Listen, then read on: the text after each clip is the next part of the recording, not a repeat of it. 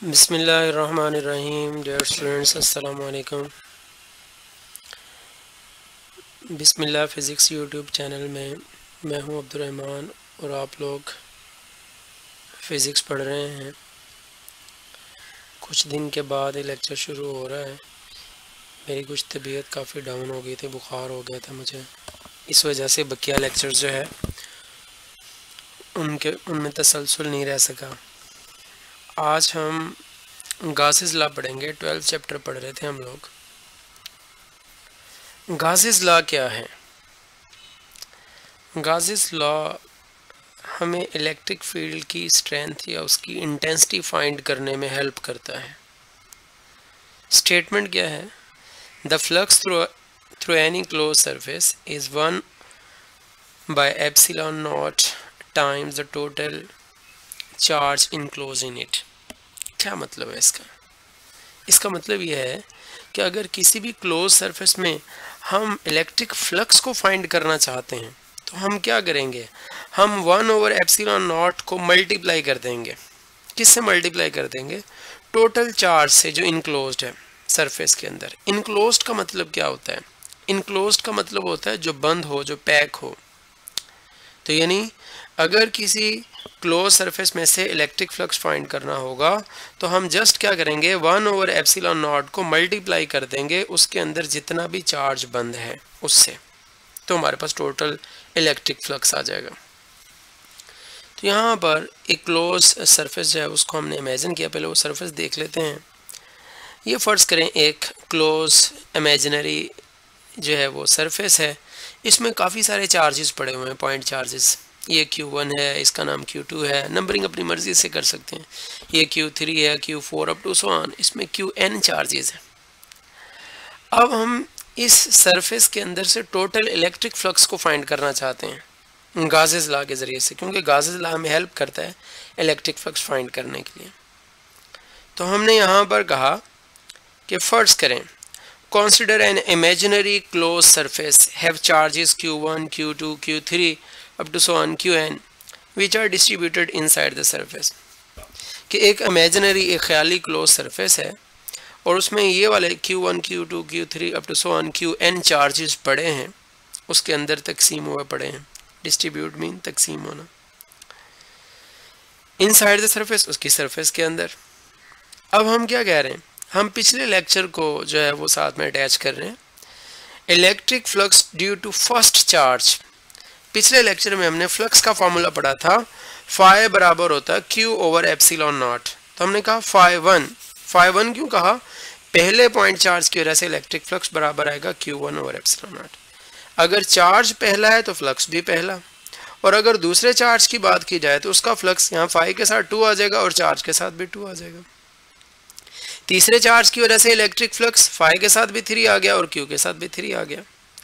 चौथे चार्ज के लिए इधर भी 4 आ जाएगा, इधर भी 4 आ जाएगा। और nth चार्ज थे तो nth चार्ज पार्टिकल की वजह से जो इलेक्ट्रिक फ्लक्स है फाई n, उसको हम लिखेंगे ये बराबर है Qn/एप्सिलॉन नॉट। अब सारे चार्जेस की वजह से इलेक्ट्रिक फ्लक्स फाइंड करना है, तो इलेक्ट्रिक फ्लक्स बराबर होगा electric flux due to first charge plus due to second charge plus due to third charge up to so on, phi n आ जाएगा। अब इन सब की वैल्यूज पुट की। Phi E total electric flux वैसे ही लिख दिया। फाई वन की जगह पर Q1/एप्सिलॉन नॉट, ये हमने यहाँ पर लिखा था, ये लिखा हुआ Q1/एप्सिलॉन नॉट। फाई टू की जगह पर लिख देंगे Q2/एप्सिलॉन naught up to so on. ये देखें, मैंने फाई वन की जगह पर लिखा Q1/एप्सिलॉन नॉट, फाई टू की जगह पर लिखा Q2/एप्सिलॉन नॉट, फाई थ्री की जगह पर लिखा Q3/एप्सिलॉन naught up to so on, और फाई n की जगह पर Qn/एप्सिलॉन नॉट। यहाँ पर 1/एप्सिलॉन नॉट इन सब में है, कॉमन ले लिया तो अंदर क्या बच गया? इधर Q1 बच गया, इधर Q2, इधर Q3 और इधर Qn बच गया। अब इन सारे चार्जेस को जमा करें तो हम ये कह रहे हैं कि ये क्या आ गया? ये हमारे पास total charge enclose by the Gaussian surface आ गया। इनक्लोज मीन जो बंद हो, जिसको गाजियन सरफेस ने घेरा हुआ है, आप कह सकते हैं। अब देखें, तो ये हमने स्टेटमेंट लिखी थी, electric flux through a close surface is equal to 1/ε0 times the total charge enclosed by the Gaussian surface. Electric flux through a close surface is equal to 1/ε0 times the total charge enclosed in it या enclosed by the Gaussian surface. अच्छा, अब हमने ये जो bracket वाला सारा charge है इसको तो हमने क्या दिया, ये वो चार्ज है जिसको गॉसियन सरफेस ने घेरा हुआ है, या दूसरे लफ्ज़ों में कह लें जो गॉसियन सरफेस के अंदर बंद है, पैक है। इस सारे चार्जेस को जमा किया तो हमने इसको कैपिटल क्यू का नाम दिया। और ये है कौन सा चार्ज? चार्ज इनक्लोज्ड, जो चार्ज बंद है। तो फिर ऊपर वाली इक्वेशन को, ये जो इक्वेशन थी इसको वैसे ही लिखा हम, 1/ε0 को तो वैसे ही लिखेंगे, total charge enclosed by the surface की जगह पर कैपिटल क्यू लिख सकते हैं। तो ये किया हमने, देखें हमने लिखा फाई इज इक्वल टू 1/ε0 और इन सारे चार्जेस का सम करके हमने कैपिटल क्यू लिख दिया।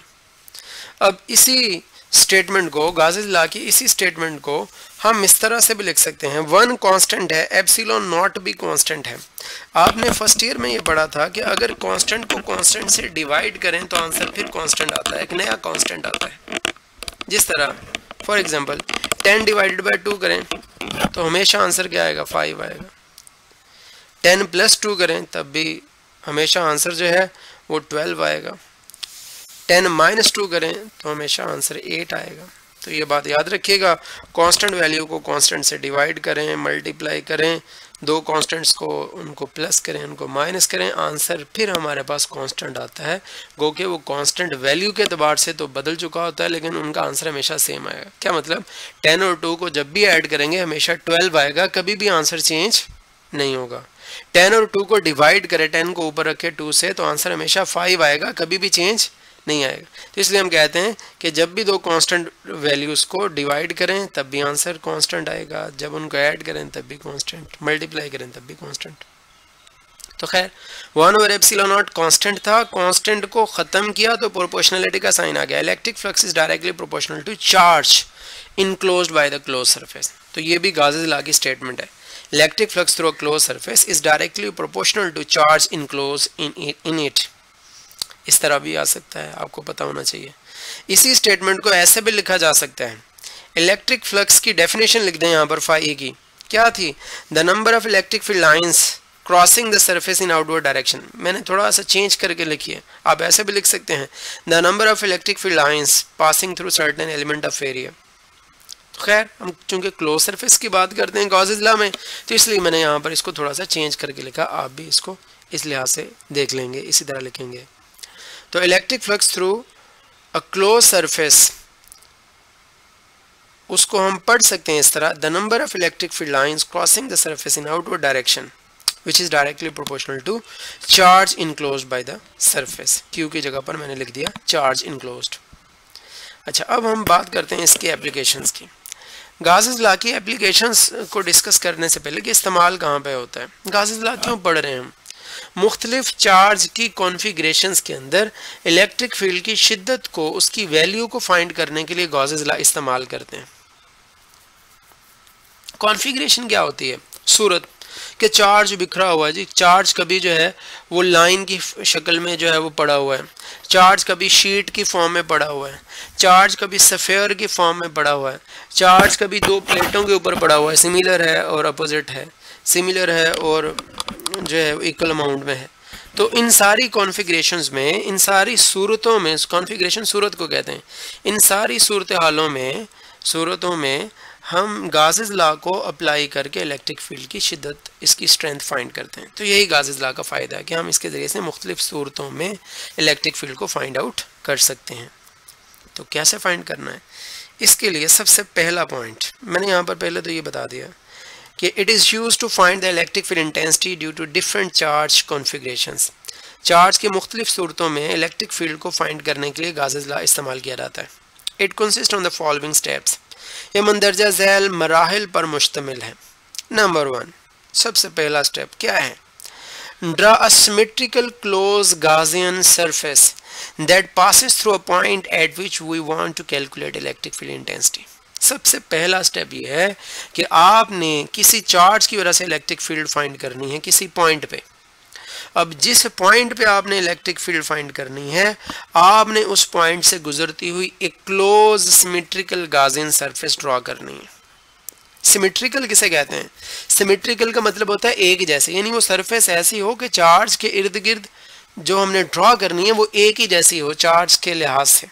ये ना हो कि वो किसी लिहाज से और तरह हो और किसी लिहाज से और तरह, नहीं, वो चार्ज के किसी भी एंगल से, हम चार्ज पे किसी भी एंगल से उसको देखें तो एक ही तरह की दिखे हमें नजर आए। सिमेट्रिकल का मतलब होता है एक जैसे। अच्छा, तो पहला पॉइंट क्या कि जिस पॉइंट पे इलेक्ट्रिक फील्ड इंटेंसिटी फाइंड करनी है उस पॉइंट से गुजरती हुई एक क्लोज गाउसियन सरफेस हमने ड्रॉ करनी है। ये इमेजिनरी सरफेस होती है और सिमेट्रिकल होती है। सिमेट्रिकल का मतलब एक जैसी। दूसरा पॉइंट, हमने इस क्लोज गाउसियन सरफेस के अंदर देखना है चार्ज कितना पड़ा है, उसको फाइंड करना है हमने। क्या मैंने लिखा? Find the charge enclosed by the Gaussian surface by using the concept of surface charge density. तो आप लोगों के लेवल पे चूंकि हम सिर्फ सरफेस चार्ज डेंसिटी को ही डिस्कस करते हैं, वॉल्यूम चार्ज डेंसिटी यहाँ पर नहीं आती आपके एफएससी के लेवल में जो हमारा सिलेबस है, तो इसलिए मैंने यहाँ पर लिखा by using the concept of surface charge density. Surface charge density क्या होती है? ये बराबर होती है चार्ज पर यूनिट एरिया। तो ये इंशाल्लाह नेक्स्ट लेक्चर में हम इसको डिटेल से पढ़ेंगे। आज के लेक्चर में इसकी इतनी ज़्यादा नहीं है, यहाँ पर जस्ट हम चार्ज फाइंड कर लेंगे आज के लेक्चर में। अच्छा, तीसरा है find the electric flux through Gaussian surface. Electric flux find करना है गाउसियन सरफेस में। किस तरह? इलेक्ट्रिक फ्लक्स का जो फार्मूला हमें पता है उस फार्मूले के ज़रिए से हमने इलेक्ट्रिक फ्लक्स फाइंड करना है। और चौथे में हमने इलेक्ट्रिक फ्लक्स फिर फाइंड करना है, लेकिन इस दफ़ा हमने इलेक्ट्रिक फ्लक्स फाइंड करने के लिए क्या अप्लाई करना है? गॉसेस लॉ अप्लाई करना है। और पांचवें स्टेप में हमने इस तीसरे और चौथे स्टेप में जो इलेक्ट्रिक फ्लक्सेस फाइंड किए हैं, इन दोनों फ्लक्सेस को हम आपस में कंपेयर कर लेंगे और उसके ज़रिए से हम फिर इलेक्ट्रिक फील्ड फाइंड करेंगे। तो ये पांचों स्टेप्स मैं एक दफ़ा फिर रिपीट कर देता हूँ, गौर से सुनिएगा। सबसे पहले तो जिस पॉइंट पर इलेक्ट्रिक फील्ड फाइंड करनी है उस पॉइंट में से गुजरती हुई एक close imaginary Gaussian surface draw करनी है। दूसरा, गाउसियन सरफेस में जितना चार्ज बंद पड़ा है वो फाइंड करना है। तीसरे स्टेप में हमने जो है वो जनरल फार्मूला अप्लाई करके इलेक्ट्रिक फ्लक्स फाइंड करना है गाउसियन सरफेस में से। चौथे स्टेप में हमने इलेक्ट्रिक फ्लक्स फाइंड करना है, लेकिन इस दफ़ा हमने गॉसेस लॉ अप्लाई करके इलेक्ट्रिक फ्लक्स फाइंड करना है। पाँचवें स्टेप में हमने तीसरे और चौथे स्टेप में फाइंड किए गए इलेक्ट्रिक फ्लक्सेस को कंपेयर करना है और फिर हमने इलेक्ट्रिक फील्ड इंटेंसिटी को फाइंड करना है। चलिए आइए देखते हैं पहली एप्लीकेशन जो बुक में दी हुई है। Electric field intensity inside a hollow charge sphere. एक हॉलो चार्ज स्फीयर में इलेक्ट्रिक फील्ड इंटेंसिटी कितनी होती है, इसको हमने देखना है। ऑब्जेक्टिव भी बन जाता है। तो हमने कहा consider a hollow conducting sphere with positive charges at its ऐसे भूल गया सरफेस विद रेडियस आर। इसकी सरफेस पे जो है वो पॉजिटिव चार्ज पड़ा हुआ है यूनिफॉर्मली, जैसा कि ये दिखाया हुआ है रेड कलर के अंदर। ये हॉलो का मतलब होता है अंदर से खाली, खोखली। अच्छा, तो पहला तो हमने ये देख लिया कि ये एक चार्ज डिस्ट्रीब्यूशन है, चार्ज की कॉन्फ़िगरेशन है। इस चार्ज की कॉन्फ़िगरेशन क्या है? स्फेरिकल है, कि ये चार्ज स्फीयर की फॉर्म में, गेंद की फॉर्म में, फुटबॉल की फॉर्म में बिखरा हुआ है। अच्छा, अब स्टेप नंबर 1 मैंने क्या कहा था? मैंने स्टेप नंबर 1 ये कहा था कि जिस पॉइंट पे आपने इलेक्ट्रिक फील्ड फाइंड करनी है उस पॉइंट से गुजरती हुई क्लोज गाउसियन सरफेस ड्रॉ करें। तो देखें, मैंने फ़र्ज़ कर लिया मैं इस स्फीयर के अंदर इस पॉइंट P पर इलेक्ट्रिक फील्ड इंटेंसिटी फाइंड करना चाहता हूँ। तो मैंने क्या किया, इस पॉइंट P से गुजरती हुई एक क्लोज गाउसियन सरफेस ड्रॉ की। सिमेट्रिकल है। ये सिमेट्रिकल किस तरह है कि ये जो चार्ज है ये स्फेरिकल है, तो ये जो गाउसियन सरफेस है इसकी शक्ल भी स्फीयर की फॉर्म है। आप इधर से देखें तब भी इसको स्फेरिकल लगेगी, आपको इधर से देखें तब भी स्फेरिकल, और इधर से देखें, यानी ये स्फेरिकल है, एक जैसी है। जैसा ये चार्ज बिखरा हुआ है, हमने इसके लिहाज से ये सिमेट्रिकल जो है गाउसियन सरफेस भी ड्रॉ कर ली। अब यहाँ पर बॉक्स की तरह की या स्क्वायर फॉर्म में क्यों नहीं होती? अगर ये स्क्वायर फॉर्म की होती यहाँ पर तो चार्ज के हर एंगल पर हमें ये गॉसियन सरफेस एक तरह की ना दिखती। और एक और बात भी समझ लें सिमेट्रिकल की। सिमेट्रिकल सरफेस हम इस लिहाज से भी कहते हैं कि जो गॉसियन सरफेस होती है वो सरफेस इलेक्ट्रिक फील्ड लाइंस के या पैरेलल हो या परपेंडिकुलर हो। मैं फिर रिपीट कर रहा हूँ, गौर से सुने। सिमेट्रिकल सरफेस या गॉसियन सरफेस को ड्रॉ करने की एक निशानी, यानी कि हम सही गॉसियन सरफेस ड्रॉ कर रहे हैं या नहीं, एक ये भी है कि वो Gaussian surface electric field lines के या तो पैरेलल हो या परपेंडिकुलर हो, यानी इन कंडीशंस को सेटिस्फाइड करें। तो खैर, तो पहला स्टेप ये था कि जिस पॉइंट पे इलेक्ट्रिक फील्ड फाइंड करनी है वहाँ पर से गुजरती हुई क्लोज गॉसियन सरफेस ड्रॉ करें। मैंने कर ली। और इस गॉसियन सरफेस का रेडियस आर प्राइम है और इस सफेयर का रेडियस रेड कलर में कैपिटल आर है। तो हमने कहा R prime is less than R. तो क्या लिखा? Draw close Gaussian surface of radius R prime which is less than R. This Gaussian, additional point लिखना हो तो लिख सकते हैं, this Gaussian surface passes through point P at which we want to calculate the electric field intensity। हम P point पे find करना चाहते हैं। सिर्फ P, जरूरी नहीं P इधर हो, इधर भी हो सकता है, इधर भी हो सकता है, इधर भी हो सकता है, कहीं पे भी हो सकता है। मैंने अपनी मर्जी से इधर ले लिया। आपको अगर ये इधर, यानी आप इसको सही नहीं लग रहा हो, आप इधर ड्रॉ कर दें P पॉइंट, आप इधर कर दें, वो आपकी मर्जी है, कहीं पे भी ले सकते हैं इसके इनसाइड। और मैंने इतना ये डॉटेड लाइन में इतनी सफ़ेद ड्रॉ की गॉसियन सरफेस, आप कहते हैं ये बहुत बड़ी लग रही है, छोटी होनी चाहिए, तो आप P पॉइंट थोड़ा इस सेंटर के करीब ले लें तो ये गॉसियन सरफेस जो है वो छोटी हो जाएगी। अगर आपको लग रहा है कि ये गॉसियन सरफेस छोटी ड्रॉ की है, थोड़ी बड़ी ड्रॉ करनी चाहिए, अरे एक की अपनी अपनी चॉइस है ना, तो आप पॉइंट इधर ले लें थोड़ा, या इस पॉइंट को थोड़ा बाहर निकाल दें तो गॉसियन सरफेस भी क्या हो जाएगी, इस पॉइंट में से गुजरेगी तो बड़ी हो जाएगी। तो आपकी मर्जी है। दूसरा स्टेप ये था कि गॉसियन सरफेस में जो चार्ज इनक्लोज है वो फाइंड करना है। तो हमने कहा Q इज इक्वल टू 0। आप देखें ये सारा रेड कलर में चार्ज बाहर पड़ा है, ये इस सरफेस के अंदर कोई चार्ज नहीं पड़ा, तो हमने Q 0 लिख दिया कि इनसाइड द गॉसियन सरफेस कोई चार्ज नहीं पड़ा, और इस इक्वेशन को इक्वेशन नंबर 1 कह दिया। तीसरा स्टेप ये था कि जनरल फार्मूला लगाना है इलेक्ट्रिक फ्लक्स का, मैंने लगा दिया, phi is equal to E dot A।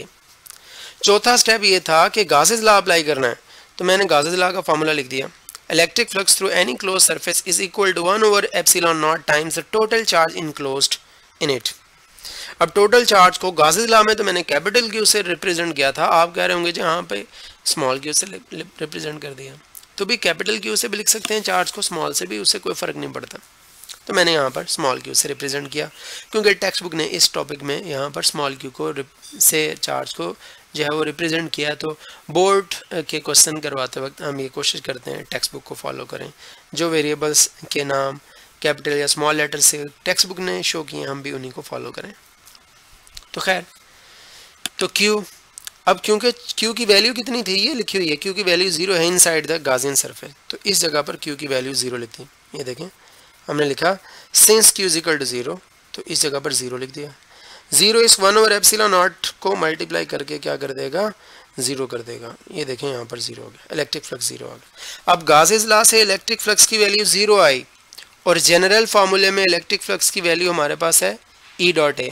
अब ये स्टेप 3 और स्टेप 4 का जो रिजल्ट है, ये देखें 4 का रिजल्ट ये है, ये 4 का रिजल्ट है, इन दोनों को हमने कंपेयर कर लिया। ये इक्वेशन 3 बनी थी और वो इक्वेशन कौन सी बनी थी, ये स्टेप 3 में जो हमारे पास इक्वेशन थी ये 2 थी, तो हमने 2 और 3 इक्वेशन को कंपेयर किया, ये 3 इक्वेशन को। तो इसकी लेफ्ट साइड भी phi E, इक्वेशन नंबर 2 की लेफ्ट साइड भी phi E, इसकी राइट साइड 0 है वो मैंने लिख दी इधर, उसकी right side E dot A थी तो वो मैंने इधर लिख दी। अब दो चीज़ों को मल्टीप्लाई करके हमारे पास आंसर 0 आ रहा है। अब इसके दो मतलब हो सकते हैं, 3 पॉसिबिलिटीज़ हैं। एक ये या तो एरिया 0 है, दूसरा ये है कि इलेक्ट्रिक फील्ड इंटेंसिटी 0 है, तीसरा ये कि ये दोनों 0 हैं। हमने कहा चूंकि जो चीज़ विजिबल होती है, नज़र आती है, उसका एरिया कभी भी 0 नहीं होता, तो मैंने कहा चूंकि जो गॉसियन सरफेस है जो हमने इमेजिन की है वो आप सबको नज़र आ रही है, तो उसका एरिया कभी भी 0 नहीं हो सकता। हमने कहा S vector area is not equal to 0 vector, चूँकि एरिया 0 वेक्टर के बराबर नहीं है। अगर ये चीज़ ज़ीरो नहीं है तो मैथमेटिक्स में आप लोग जानते हैं, पढ़ के आए हैं, अगर ये ज़ीरो नहीं है तो लामहला ये ज़ीरो होगा, क्योंकि ज़ीरो इसको मल्टीप्लाई करके क्या कर देगा, ज़ीरो हो जाएगा, पॉसिबिलिटीज़। तो इसलिए हमने कहा कि अगर ए ज़ीरो नहीं है तो लामहला ई जो है वो क्या होगा, ज़ीरो होगा। तो हमने लिख दिया E is equal to zero. अच्छा, सिंपल ज़ीरो क्यों नहीं लिखा, वेक्टर का साइन क्यों दिया, क्योंकि लेफ्ट साइड पे वेक्टर फॉर्म शो कर रहे हैं, तो इधर भी हमें वेक्टर फॉर्म में लिखना पड़ेगा। ज़ीरो के ऊपर जो है वो हमने तीर का निशान इसलिए लगाया कि ये नल वेक्टर को रिप्रेजेंट कर रहा है। तो अब क्या हमने फाइंड किया, हमने कहा electric field intensity inside a hollow charge sphere is zero, कि एक खाली जो चार्ज स्फीयर है उसके अंदर इलेक्ट्रिक फील्ड इंटेंसिटी क्या होती है, ज़ीरो होती है। अब नतीजा क्या होगा, एज अ कॉन्सिक्वेंस कहते हैं नतीजा के तौर पे। अब नतीजा के तौर पे मिला गया, क्या फ़ायदा हुआ, क्यों डिस्कस किया, आधा घंटा चट कर दिया हमने भाई। इसका फ़ायदा ये है, आगे लिख रहा है, any apparatus placed with in metal enclosure is shielded from electric fields. Shielded का मतलब होता है महफूज रहना। तो अब हमने क्या, हम यहाँ पर हमें क्या बता रहा है कि नतीजा के तौर पे कोई भी अपरेटस जो इलेक्ट्रिक फील्ड से जिसको हम बचाना चाहते हैं, हम उसको मेटल बॉक्सेस के अंदर जो है वो रख देते हैं, जिसकी वजह से बाहर वाली जो स्ट्रे इलेक्ट्रिक फील्ड्स हैं, स्ट्रे मीन आवारा आम इलेक्ट्रिक फील्ड जो है, उनसे वो शील्ड रहता है। शील्डेड का मतलब होता है महफूज रहता है। मैं फिर रिपीट करता हूँ, कंप्यूटर के अंदर और जो है टेलीविज़न के अंदर, इन इलेक्ट्रॉनिक्स डिवाइसेस के अंदर जो है वो स्ट्रे इलेक्ट्रिक फील्ड्स आम हैं, यानी इलेक्ट्रिक फील्ड्स का होना आम है। वो इलेक्ट्रोमैग्नेटिक वेव्स की इलेक्ट्रिक फील्ड भी हो सकती है या कोई भी इलेक्ट्रिक फील्ड हो सकती है। अब हम बाज़ अपने पुर्ज़ों को, बाज़ अपने कंपोनेंट्स को कंप्यूटर के या फिर मोबाइल के या फिर हम जो है वो टेलीविज़न के, उन पुर्ज़ों को हम इलेक्ट्रिक फील्ड से, बाहर वाली इलेक्ट्रिक फील्ड से बचाना चाहते हैं। तो हम क्या करेंगे, हम अगर उनको मेटल बॉक्सेस के अंदर बंद करके रख देंगे तो बाहर वाली इलेक्ट्रिक फील्ड का अंदर असर कितना पहुंचेगा, ज़ीरो। देखिए बाहर चार्ज है, चार्ज की इलेक्ट्रिक फील्ड भी है, लेकिन अंदर उस इलेक्ट्रिक फील्ड का असर कितना है, ज़ीरो है। तो ये यहाँ पर बताया जा रहा है कि जिन कंपोनेंट्स को बचाना चाहते हैं बाहर की इलेक्ट्रिक फील्ड से, उनको हम जो है मेटल बॉक्सेस के अंदर या मेटल स्फीयर्स के अंदर बंद करके रख देते हैं, ताकि बाहर की इलेक्ट्रिक फील्ड अंदर जाकर उनको नुकसान ना पहुँचाए, उनकी वर्किंग को मुतासिर ना करें। स्टूडेंट्स, ये जो MCQs मैं करवा रहा हूँ ये बुक में नहीं है। अब अगर आप करना चाहें तो थोड़ा अटेंशन से बैठेंगे, वरना आपका टॉपिक जो है वो कंप्लीट हो गया है। तो एक तो ये है, हमने इनसाइड इलेक्ट्रिक फील्ड फाइंड की है।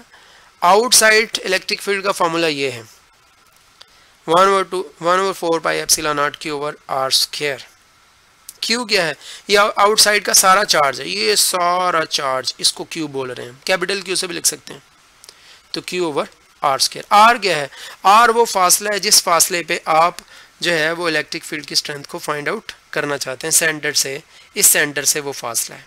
आप इसको जो है वो R स्क्वायर, जो मैंने स्मॉल लिखा है, आप स्मॉल r भी लिख सकते हैं, आप इसको R प्राइम भी लिख सकते हैं। आपकी टेक्स्ट बुक में गाजियन सरफेस का जो रेडियस है उसको हमने R प्राइम से शो किया, तो यहाँ पर आप R प्राइम भी लिख सकते हैं। बहरहाल तो ये सारी चीज़ें कांस्टेंट थी, तो E is inversely proportional to R square भी आ जाएगा। अब ग्राफ से इसको रिप्रेजेंट किया, ग्राफ इसका कैसे बनेगा, हमने कहा ये ज़ीरो है, सेंटर है, सेंटर पे R ज़ीरो, सेंटर पे R ज़ीरो होगा तो इलेक्ट्रिक फील्ड ज़ीरो, यहाँ पर इलेक्ट्रिक फील्ड ज़ीरो हमने फाइंड की है। सिर्फ सेंटर पे ही ज़ीरो नहीं होगी, सारी स्फीयर के अंदर इलेक्ट्रिक फील्ड ज़ीरो होगी किसी भी पॉइंट पे। फिर उसके बाद हमने कहा कि जैसे ही हम इस, अच्छा, और इलेक्ट्रिक फील्ड इस पॉइंट के ऊपर मैक्सिमम होगी, इस जगह के ऊपर, सरफेस के ऊपर। जैसे ही इस सरफेस से हम अवे जाएंगे तो इलेक्ट्रिक फील्ड क्या होना शुरू हो जाएगी, डिस्टेंस बढ़ेगा तो इलेक्ट्रिक फील्ड कम होना शुरू हो जाएगी। इधर हम R ले रहे हैं, डिस्टेंस ले रहे हैं फ्रॉम सेंटर, और इधर E ले रहे हैं, वो यहाँ पे मैं लिखना भूल गया, यहाँ पर इलेक्ट्रिक फील्ड E है इस साइड पे, और यहाँ पर हम डिस्टेंस ले रहे हैं R सेंटर से स्फीयर के। तो जैसे जैसे R बढ़ेगा इलेक्ट्रिक फील्ड इंटेंसिटी क्या होगी, कम होगी। इस चीज़ को दो तरह से पढ़ सकते हैं, हम इसको ऐसे पढ़ सकते हैं E is proportional to 1 over R square, और इसी चीज़ को हम ऐसे भी पढ़ सकते हैं E is inversely proportional to R square. तो दोनों तरह पढ़ सकते हैं। R के बढ़ने से E कम होती है, यानी जैसे स्फीयर से दूर जाएंगे इलेक्ट्रिक फील्ड कम होती जाएगी। अब मैंने यहाँ पर इसी चीज़ को तीन तरह से समझाने की कोशिश की है। 3 पॉइंट लिए मैंने, ये स्फीयर, वही स्फीयर ली, 1.1, 1.2, 1.3। 1 पॉइंट जो है उस पर इलेक्ट्रिक फील्ड का फॉर्मूला ये है 1/4 pi epsilon not Q over R square. ये स्फीयर से दूर है, आउटसाइड है। और ये सफ़ेयर के ऊपर है। यहाँ पर इलेक्ट्रिक फील्ड फाइंड करने के दो फार्मूले लग सकते हैं पॉसिबल। एक तो यही formula 1/4 pi epsilon naught Q over R square, small R की जगह पर कैपिटल आर लिख दिया क्योंकि स्मॉल आर इस वक्त बराबर किसके है, कैपिटल आर के, तो इसकी जगह पर कैपिटल आर लिख दिया। अच्छा, इस 2 पॉइंट के ऊपर इलेक्ट्रिक फील्ड को फाइंड करने का दूसरा फार्मूला ये बन सकता है, सिग्मा ओवर एप्सिलॉन नॉट या Q over A epsilon not. ये कैसे बना, इसको समझाने के लिए थोड़ा सा मैंने यहाँ पर हिंट दिया है। सफ़ेयर के स्टूडेंट्स गौर से सुनेंगे तो फिर समझ आएगी, और ये एडिशनल पॉइंट बता रहा हूँ, अगर बदहज़मी शुरू हो जाए समझने के अतबार से नहीं समझेंगे, लेकिन अगर आपको समझ आ रही है, इंटरेस्ट है एमसीक्यूज़ के अतबार से, यूएचएस जो है यूनिवर्सिटी ऑफ हेल्थ साइंसेज के एमसीक्यूज़ में भी आपको ये हेल्प करेंगे, तो फिर जो है वो गौर से सुने। तो 4 पाई आर स्क्वायर ये सफ़ेयर के एरिया का फॉर्मूला है। तो ये देखें यहाँ पर 4 पाई और ये साथ वाला आर स्क्वायर, इन तीन चीज़ों को मिलाकर एरिया आ जाएगा। तो हमारे पास क्या आ जाएगा, चार्ज ओवर एरिया। एक चार्ज को स्मॉल क्यू से भी लिखते हैं, कैपिटल क्यू से भी लिखते हैं, दोनों तरह लिख सकते हैं। तो क्यू ओवर एरिया और साथ में ये वाला एप्सिलॉन नॉट बच गया। मैं फिर रिपीट करता हूँ, ये 4 पाई और आर स्क्वायर, 4 पाई और आर स्क्वायर, उसकी जगह पर कैपिटल ए एरिया को रिप्रेजेंट करें तो ये ए लिख दिया, और 4 पाई आर स्क्वायर की जगह पर कैपिटल ए लिख दिया एरिया, और ये एप्सिलॉन नॉट वैसे का वैसे ही लिख दिया। और ऊपर चार्ज स्मॉल क्यू से भी रिप्रेजेंट करते हैं, कैपिटल क्यू से भी, तो मैंने यहाँ पर कैपिटल क्यू लिख दिया, स्मॉल भी लिख सकते हैं। अच्छा, अब ये जो क्यू ओवर ए है, ये क्यू ओवर ए ये बराबर होता है सरफेस चार्ज डेंसिटी बोलते हैं इसको।